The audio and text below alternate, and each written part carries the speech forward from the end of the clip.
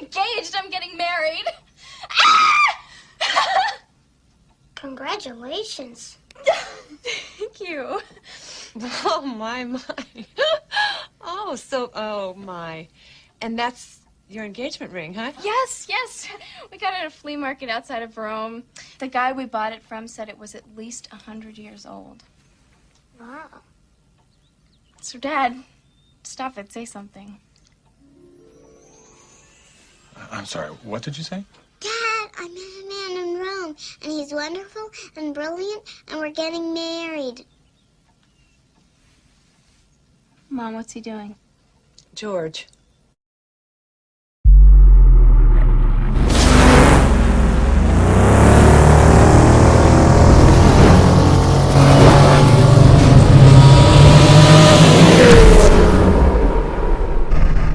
What is up? What is up? So Daddy, I should preface this video, so what I'm referencing is my son came to me last year and said, Dad, I want to get a motorcycle. My whole life, well, since I was 18, 19, I had motorcycles. My wife grew into liking them, loving them. Not loving them, but she likes them, and she enjoys that I enjoy them. My mom has never liked them, and, all the time, well, not all the time, but she'll always say, like, I'll be happy when you finally don't own them, so, and I think that when you hear that, you just don't, I just didn't really think much of it. It makes sense to me. I'm her son. She doesn't, I'm her son. She doesn't like it. Like, that makes sense to me. Protective thing, right? I never put a lot of thought into it until my son. And so, like I was saying in that video, what I'm referencing is, that's how I felt when my son came to me. He's 20 years old. And he said, Dad, I want to get a motorcycle. And my first reaction was, I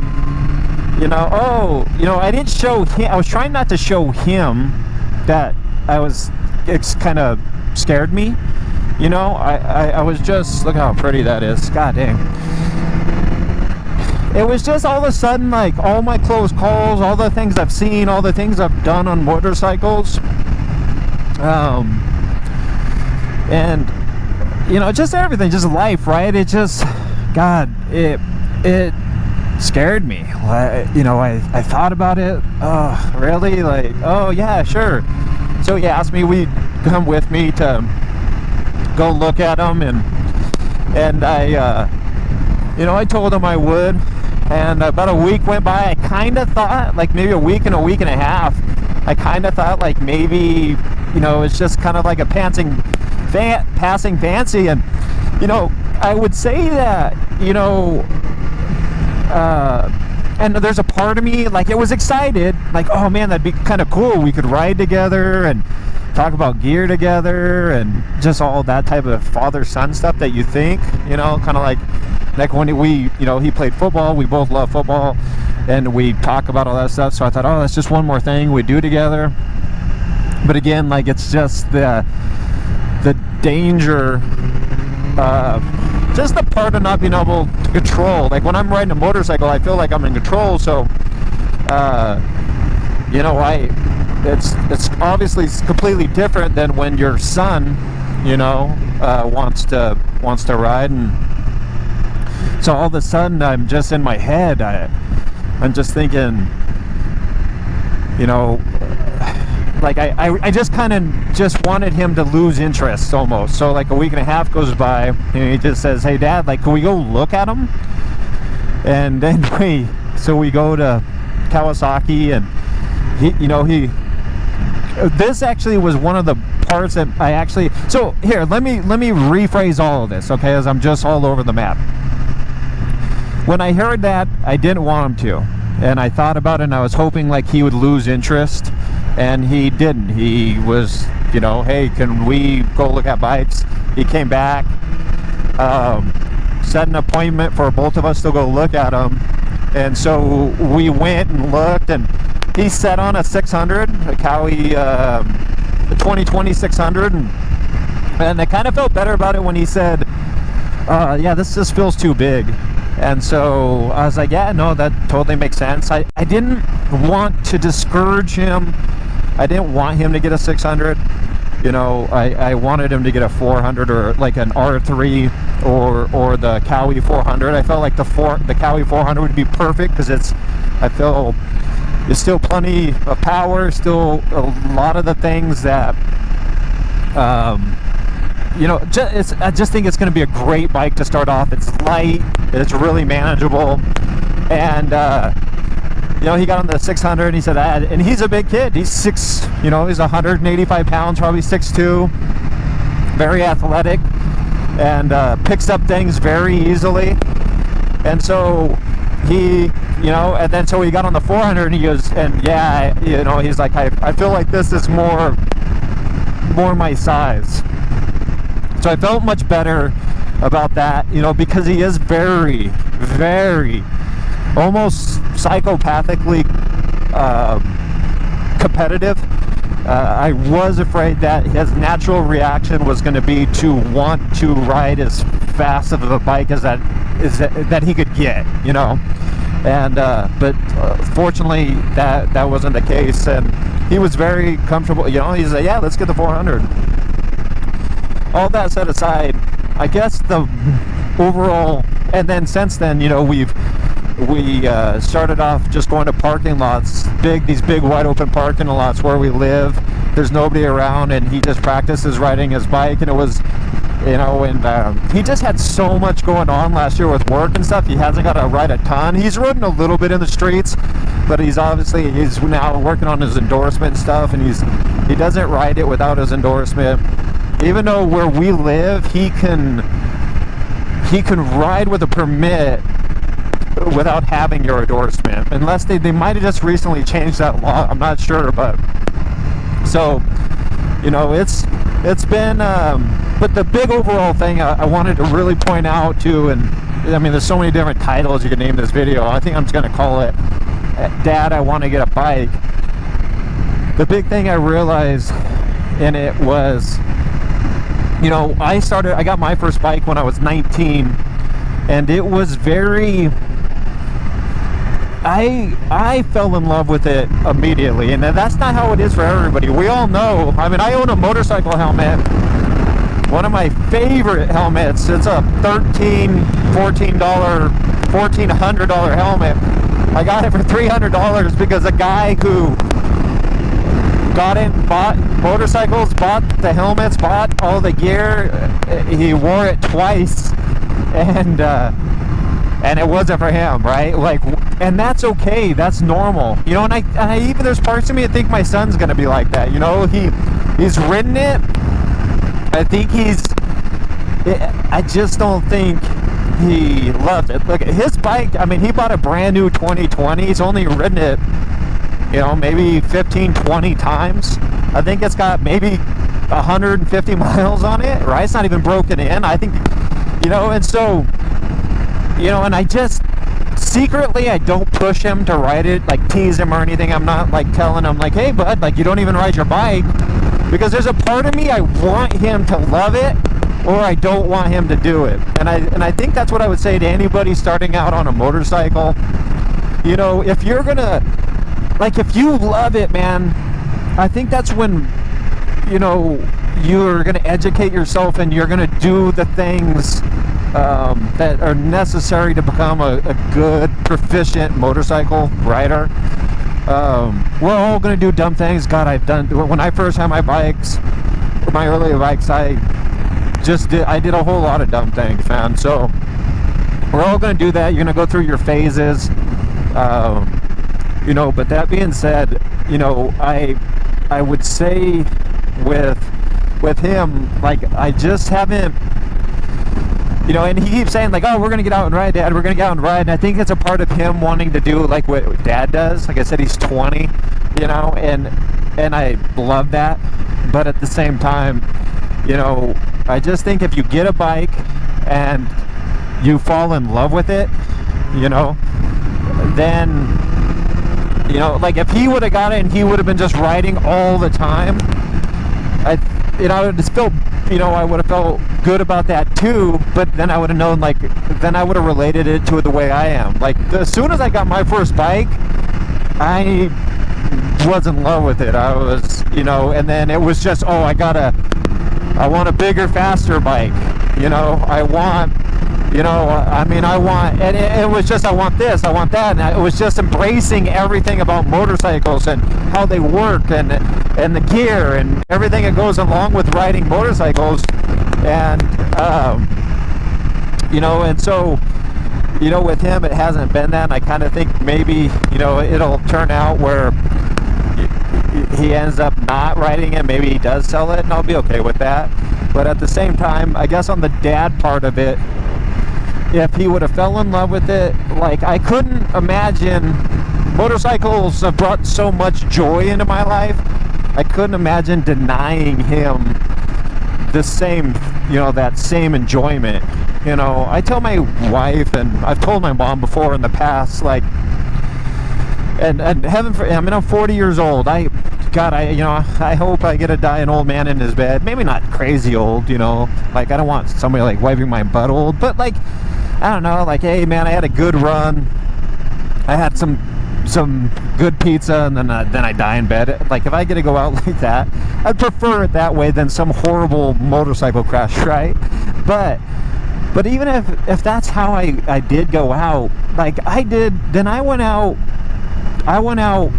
do, like, and if I could say, if you said, for example, if I died when I was 43, you know, and it was on a motorcycle, and you said, hey, you know what, if you never ride motorcycles but you could die at 80, you get another, you know, 30 plus years, do you want to trade? I'm telling you straight up right now, play this for the room, I wouldn't take it. That's how much it means to me. That's how much I love it. I love motorcycles. I love everything about riding. It literally, when I've had a week of just getting my ass kicked, you know, and just work and bogged down, and I feel compressed, it's the same relief I got like when I played football when I was younger.